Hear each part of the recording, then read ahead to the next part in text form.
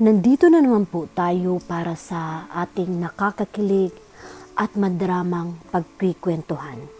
Huwag niyo pong kalimutan mag-subscribe sa aking channel at i-click po ang notification bell para lagi po kayong updated. Naupo sina Teresa at Soledad sa silyang kaharap ng kinaupuan ni Jeffrey. Isa-isang tiningnan ni Jeffrey at Soledad ang dalang mga sample ni Teresa. Anong masasabi mo, Jeffrey? Nakatingin si Soledad sa binata. Dadalhin ko ang lahat ng ito, tita. At palagay ko ay dapat na kayong maghanda ng malaking volume nito. Pagkakaguluhan ito ng mga outlet namin. Narinig mo, Teresa? Naku, Teresa. Palagay ko'y suswertehin tayong dalawa. Sana nga po, tita. Ay siya nga pala, mayroong dala si Jeffrey para sa iyo. Tika ha, kukunin ko.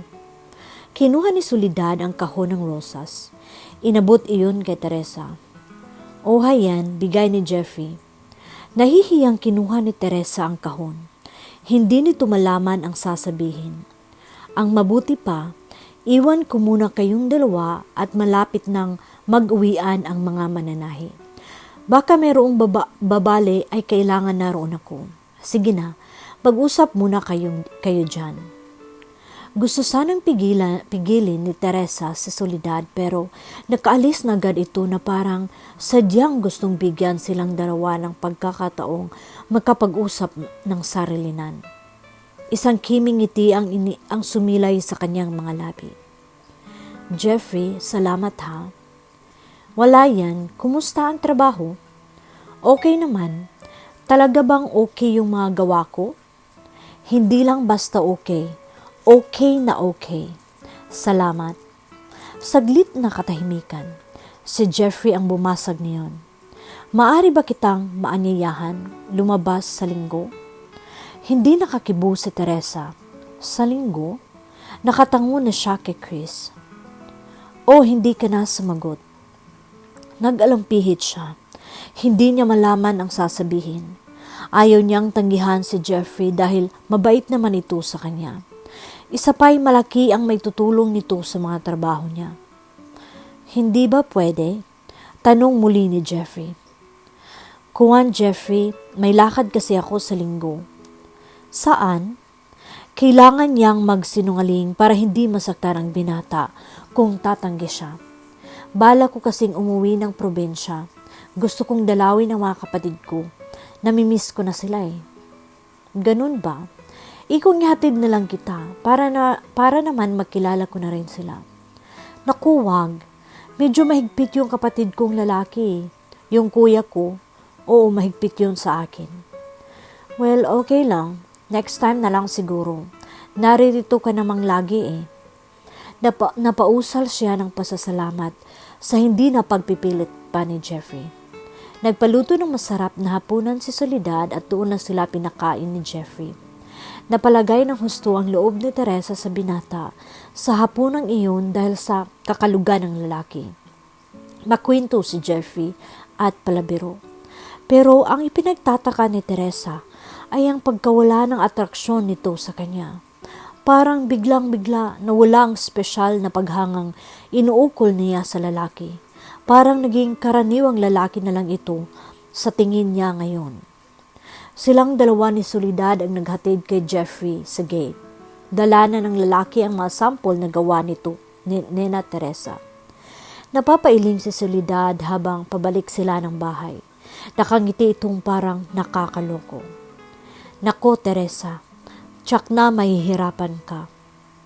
Hindi naman ho siguro, Tita Sol, mahuhusay naman ang mga mananahi natin eh. Pagtutulong-tulungan naman namin ang lahat. Naku, hindi iyan ang ibig kong sabihin.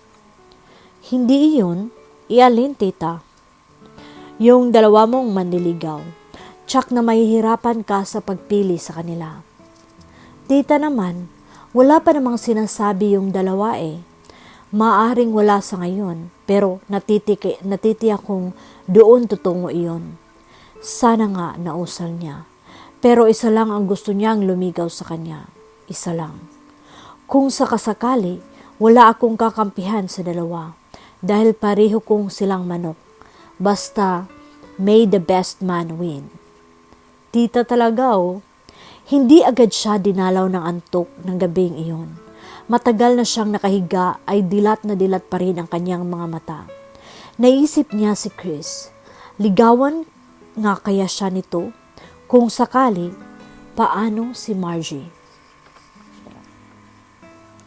Saglit na hindi nakahuma si Margie. Sa pagkabiglay parang hindi rumihisto sa kanyang pangunawa ang narinig. Ulitin mo nga, Chris? Nakatitig siya sa mukha ng katipan. Hindi dahil sa mahabang buhok nitong tumatabing sa mga mata dahil nililipad ng hangin na nanggagaling sa dagat, kundi sa kaseryosohang nababasa niya sa maamong mukhang iyon. Mahina ang sagot ni Chris.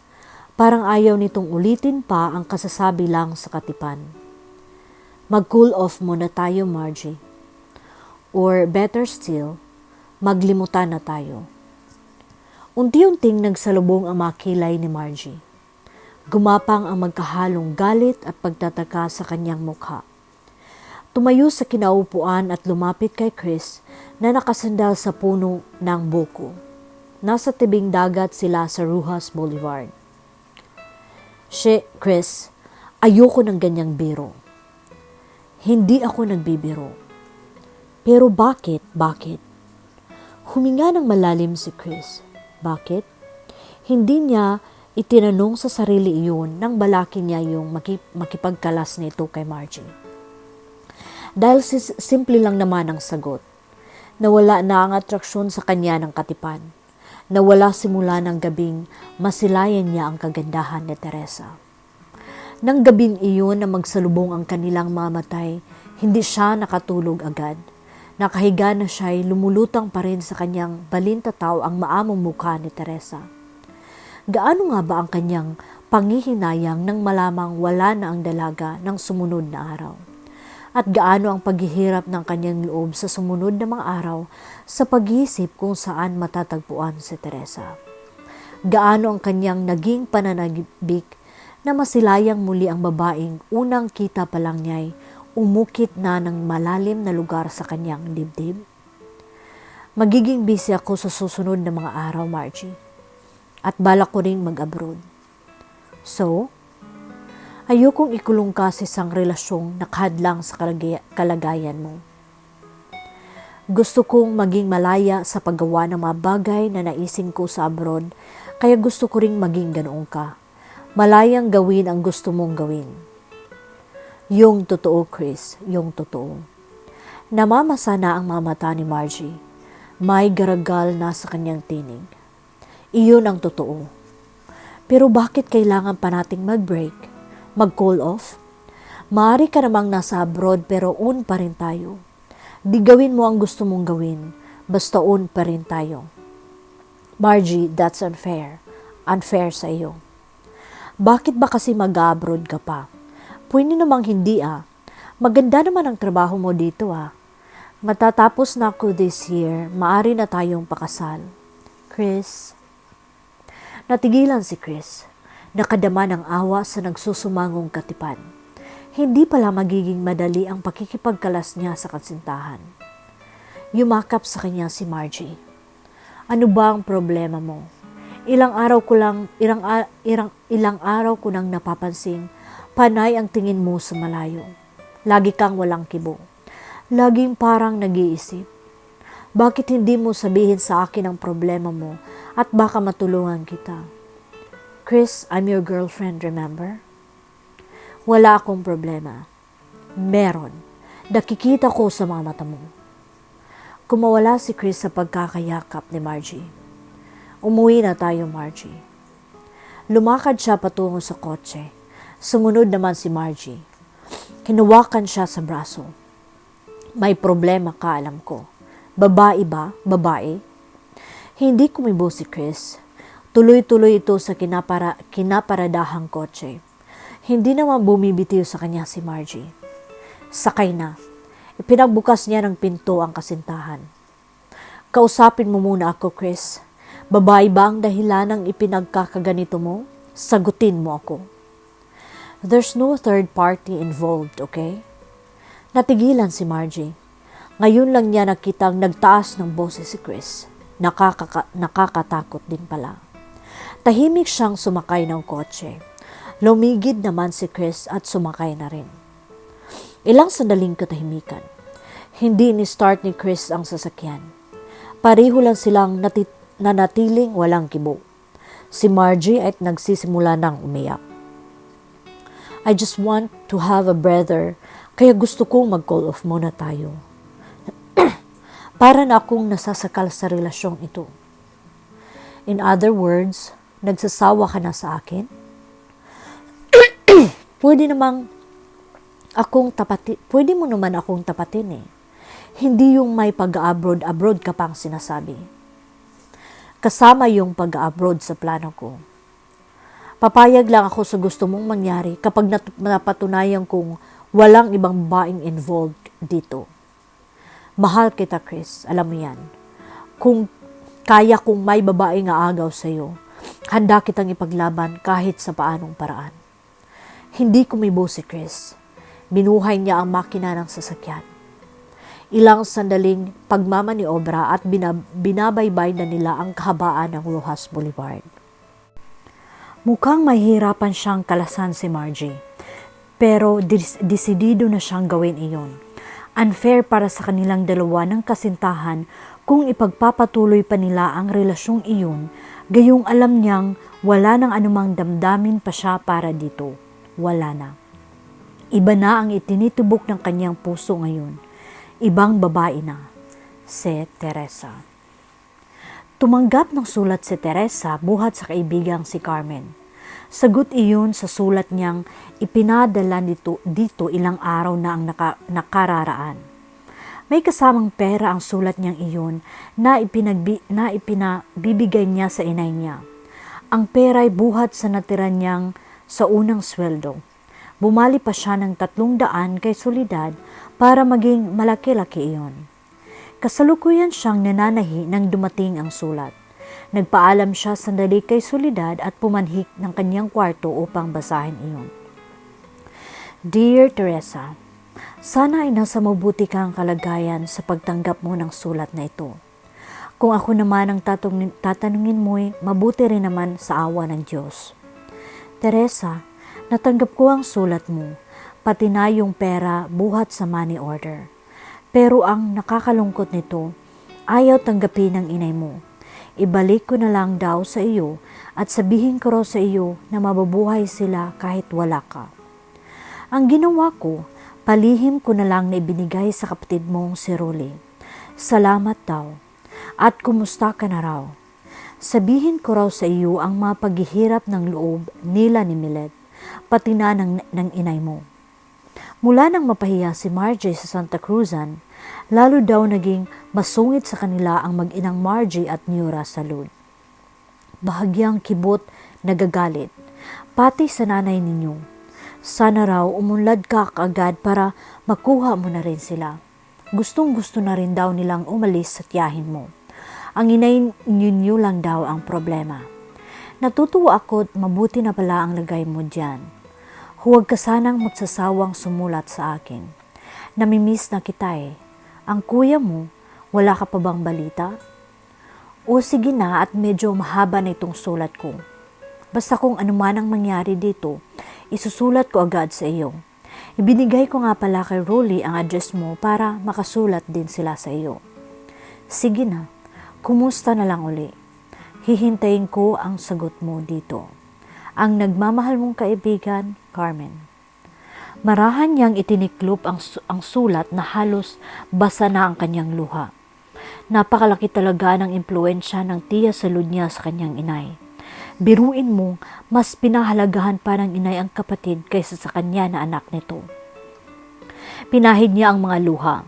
Mabigat na mabigat ang kanyang dibdib. Damdamin niya hindi pa rin siya ganap na nakakatakas sa mga kuko ng kanyang tiya Salud. Kinagat niya ang mga labi para naman siyang maiiyak. Huwag mong pigilin ang pag-iyak. Napatingin siya sa may pinto. Naroon at buong pagkaawang nakatingin sa kanya si Soledad. Lumapit ito sa kanya at naupo sa tabi niya. Sige, iiyak mo para magluwag ang dibdib mo. Yumakap siya kay Soledad at nag-iiyak sa balikat nito. Lakasan mo lang ang loob mo. Hindi na magtatagal at maiaahon mo na ang pamilya ninyo sa hirap. Sana nga, Tita Sol. Mangyayari iyon, Teresa. Tutulungan kita. Lalong humigpit ang pagkakayakap ni Teresa sa matandang babae. Ilang saglit lang iyon. Si Soledad ang kumawala. Ayusin mo ang sarili mo at nasa ibaba si Jeffrey. At naku, may pasalubong na naman sa iyo. Mabait lang talaga si Jeffrey. Walang kang dapat na ikahiya sa kanya. Malaki ang tama sa iyo eh. Kinuha ni Teresa ang tuwalya at nagpahid ng mukha. Sandaling sinuklay ang buhok sa harap ng sukador at inayos-ayos ang damit. Tena, tita, baka mainip iyon sa paghihintay. Magkahawak kamay pa silang bumaba ng hagdan. Tumayo agad si Jeffrey nang makita sila. Nasa sala si Jeffrey at waring sadyang naghihintay sa kanila. Sa center table ay may isang basket ng mga malalaki at hinog na mangga. Titignan mo na ba ang mga gawa namin? Nakangiting tanong ni Teresa sa binata. Marami na kaming natatapos. Ba, maupo kayo. Huwag kayong mag-usap ng nakatayo.